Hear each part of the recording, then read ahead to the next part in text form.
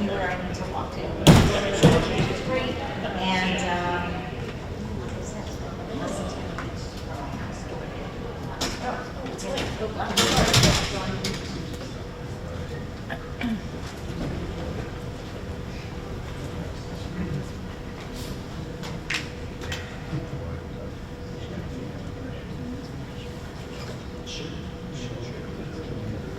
well, welcome everyone. Do I need this? Probably not. Probably not. Yeah. Do I need it? Yeah, you should use it. Yes, okay. All right. There's no reason for me to sit right in front. So I presume we're ready to begin? All right. I'm Christine Hammond. I'm the Executive Director of Prosecutors Center for Excellence. It is a nonprofit that works with prosecutors nationally on the challenging issues of the day, and cybersecurity is one of those challenges. I just gave a lecture before lunch on artificial intelligence where the room was full because everybody's very interested in artificial intelligence. I'm going to give all of you gold stars for being here to talk about cybersecurity because to some extent cybersecurity is just as important, if not more, than artificial intelligence because the threats are real. We were going to have a presentation by my colleague Antonia Mirzan, but she was unable to join us. She's in Colorado. She was the unit chief of the cybersecurity unit in the Manhattan District Attorney's Office where we both work together. She is sort of the driving force behind a lot of this analysis and a lot of this presentation, but at the very last minute, I was asked to do it in her stead. So I'm going to do the best I can to go through what is very much a lot of the brainchild of Antonia, who is a real expert in cybersecurity.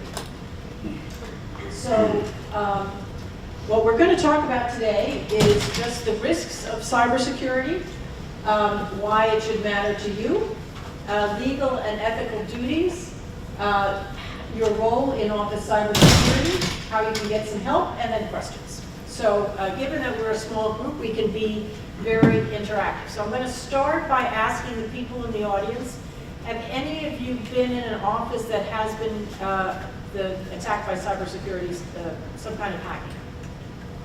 Yes, what office is that? Brooklyn County District Attorney's Office. Okay, anyone else? What you? Oh, it was in a private company. In a private company that was attacked? Yeah. Okay, ransomware? Yeah, sort of, yeah. Anyone else? And what was it in Broome County? I can't remember. It was the whole county. It was the whole county? Yeah. I think it might have been the ransomware when they were going around a few years ago. Yeah. I can't really recall the specifics of it. They kind of dealt with that. Yeah. So has anyone heard of these kinds of attacks? So we all have heard about it. Okay. So what I'm going to do is just talk a little bit about these are the types of issues that can affect you, and they break in all different kinds of ways. You have ransom attacks, you have phishing. Have any of you gotten, I've been getting some of these, where you get an email saying someone's about to send you money, or they have an invoice or something like that, something that looks almost real but isn't. So these are all different variations of how people get into our systems and make us vulnerable. Because once you click on those links, they can get to you. Okay, so we heard some examples here. I'm talking a little bit from a prosecutor's perspective, but what I have to say is equally applicable to police departments, counties, and so forth.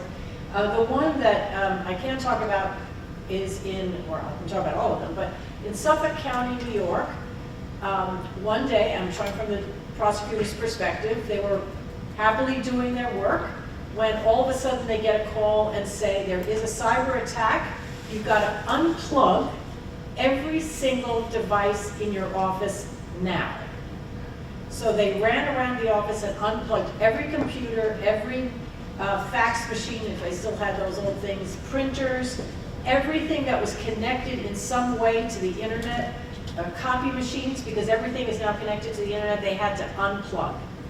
What happened in Suffolk County was that they had IT that's connected to their county. So I bet that was the case in Broome County.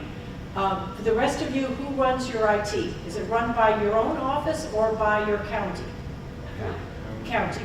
How about back here? You run it yourself, and what office is that?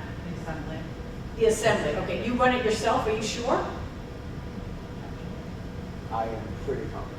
Okay, so this is part of the problem, okay? So, but in any case, the county, which supports, had IT that supports its water department, its tax department, and all of that, had an IT system and the DA's office.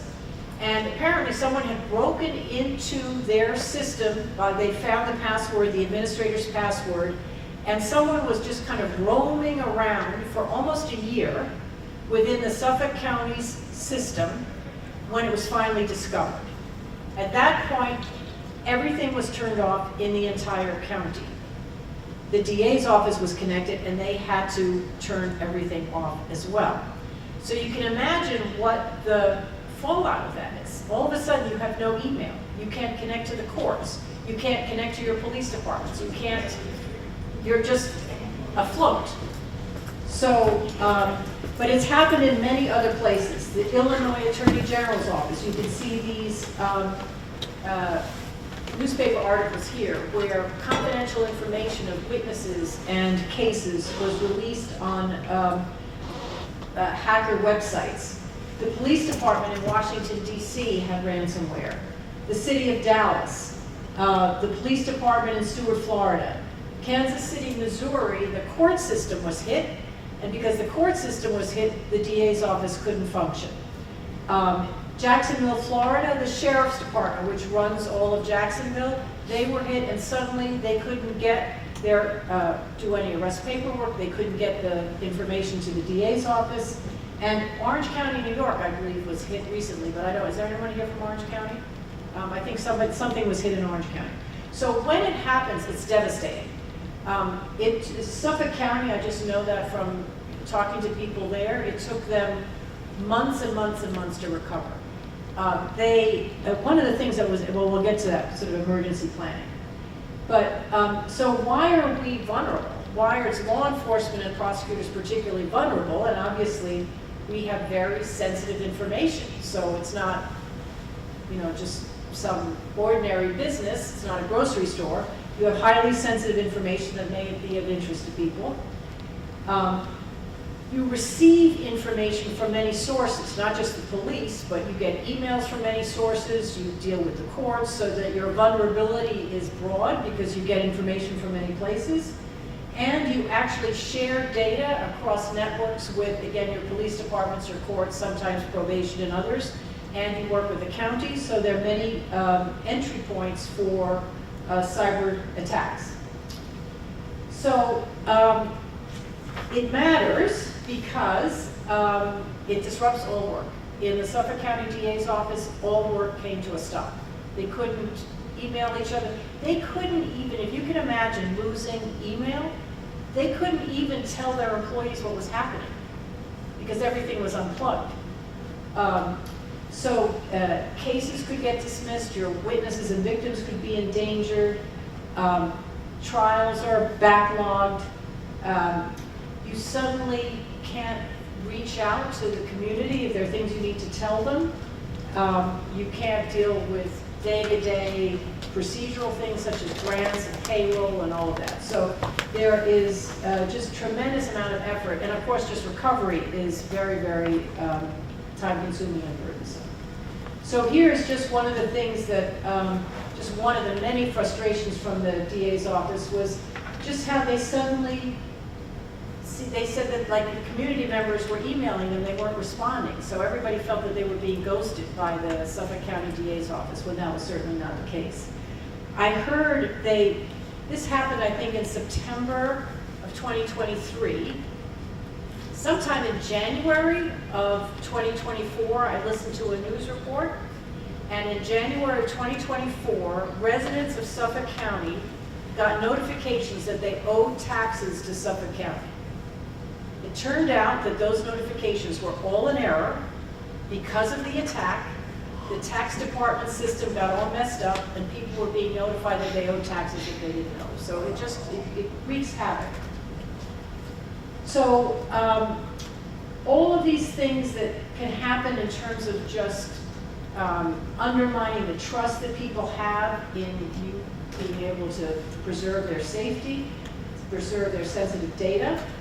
So here, this is the example in the Illinois Attorney General's office. There, the stolen data, you might not be able to see it, but I can read it.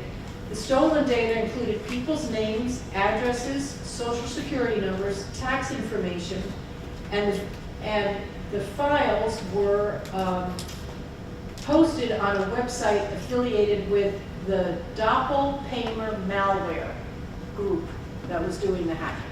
So this is very sensitive information that was posted on a website, which of course, what's the next step? Once all of this is posted, what's the next step? What do they use it for? Identity theft, right. So the next step is that they start using this information to compromise people's credit and either get credit cards or do all kinds of things. So it also just impacts your own office, your own personal information. Their personal information is stolen. I think the federal government's personnel files at one point were hacked, so all of those personnel files were out in the bad guy's domain. So in high-profile cases, I think prosecutors have to be particularly careful because that calls attention to a particular office, and it may encourage people to want to attack because they either have one point of view or another about the case itself, or they assume maybe the prosecutor's not paying attention and they dig in while nobody's paying attention because they have a high-profile case. So you want to be able to take care of this when things are calm and relaxed and not when you're in the middle of something high profile. You certainly don't want to have to start worrying about it once you've been hit with a cyber attack. So I think the public expects law enforcement to be secure. I think saying I don't know anything about cybersecurity is not necessarily an excuse. And there are also, particularly for the lawyers, there are ethical rules and statutes that require that lawyers keep their information safe and secure. So what's your view? I'm just generally, does cybersecurity worry you in any way? Is this something that's a concern? And why? It's one of those fields which is kind of one of those things where it's impossible to bulletproof yourself. There would always be some sort of attack which you can get through. Right. And if someone's persistence is up, it's only a matter of time. Right. Yeah, and so when you're looking at emails, is this in your mind when you're reading your emails, or just in general, just wondering whether something's coming through? You're shaking your head.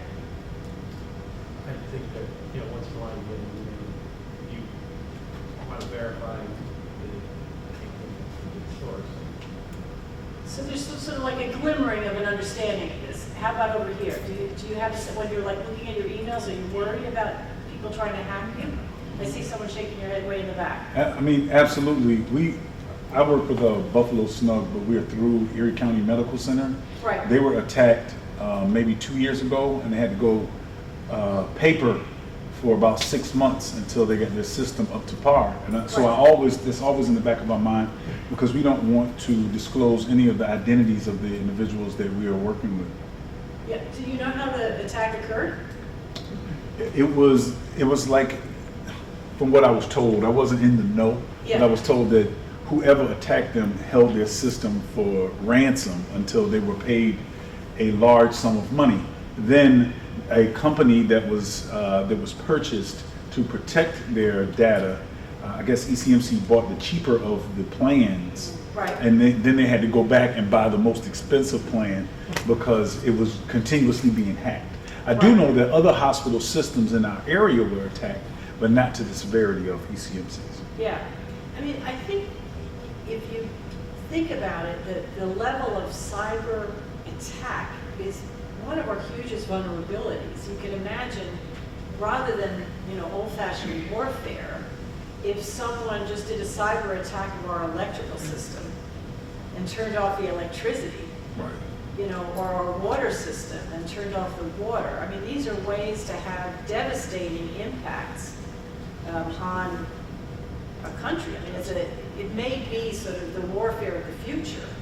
To attack a hospital is devastating. You know, for a hospital to suddenly go on paper, you can imagine how much fell through the cracks when they had to suddenly go to paper. I mean, they probably didn't even have paper.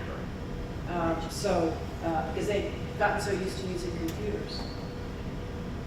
So the rules of professional responsibility do require a level of understanding of this. And if any of you were in the session before where we talked about artificial intelligence, it's the same concept.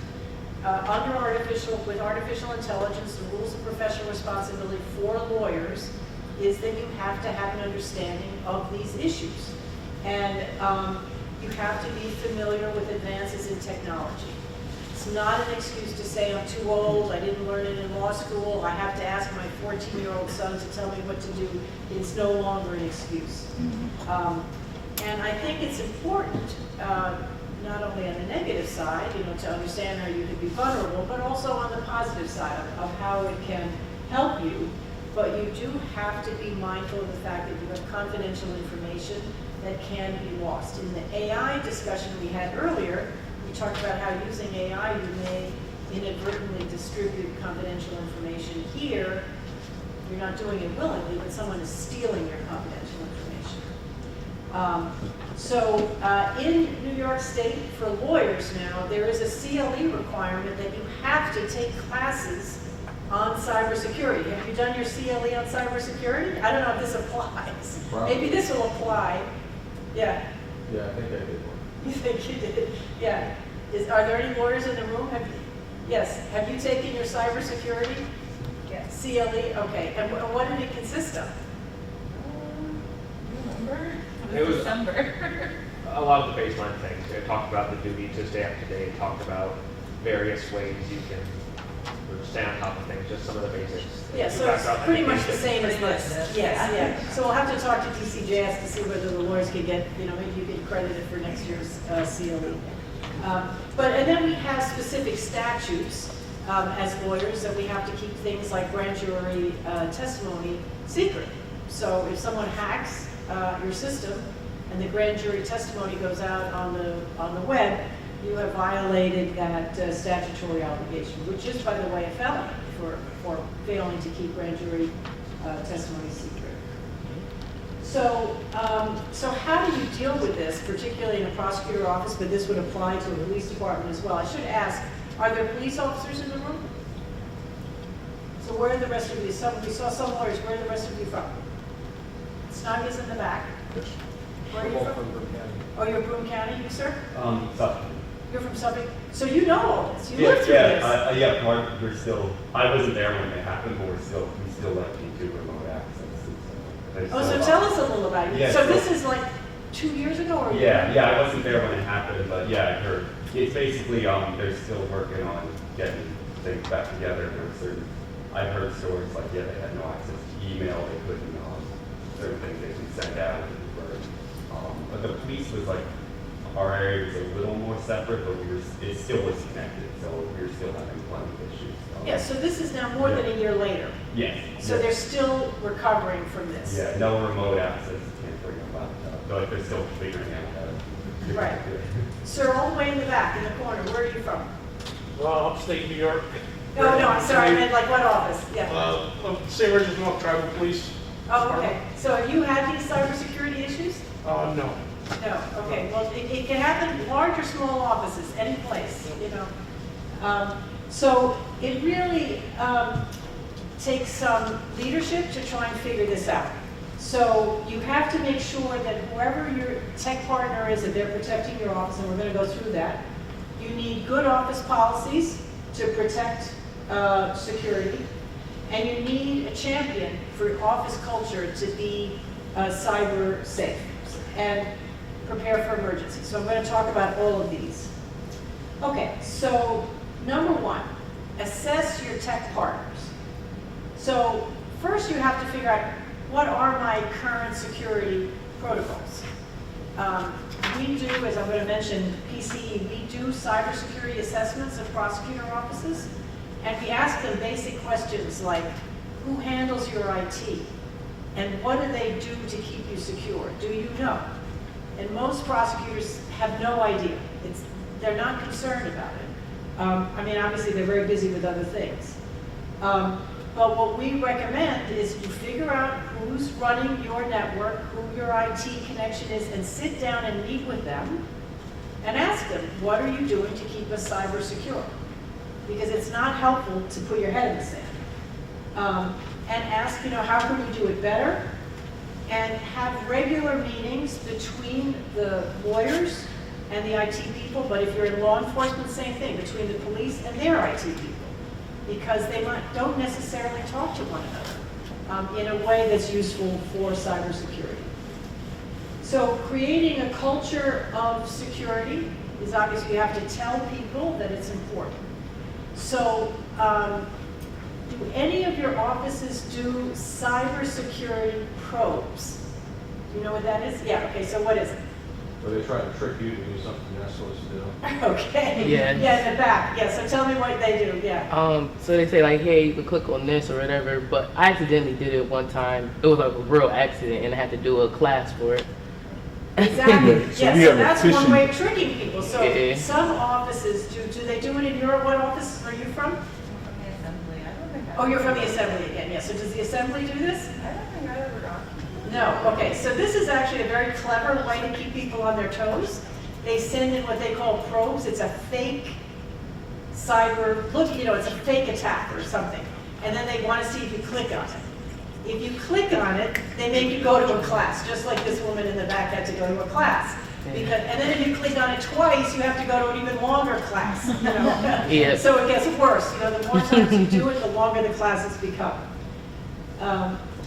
So again, you promote training and testing, and you commend staff. If somebody comes forward and says, I saw this weird email, what is it? Can you look? You obviously value that.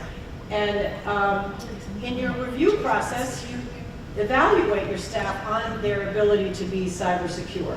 And that could be things like, taking home your laptop or putting ChatGPT. If you find someone who's using ChatGPT, gone home, trying to do work from home, even though it's against policy, that might be a ding in your evaluation, because it is that important, because it's part of your ethical obligation.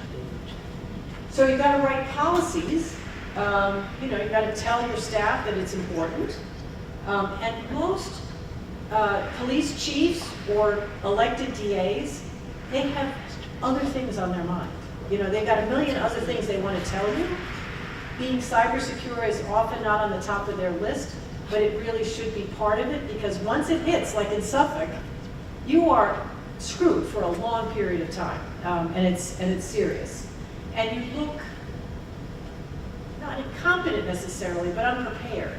The office doesn't look good. So you have to communicate the importance of training.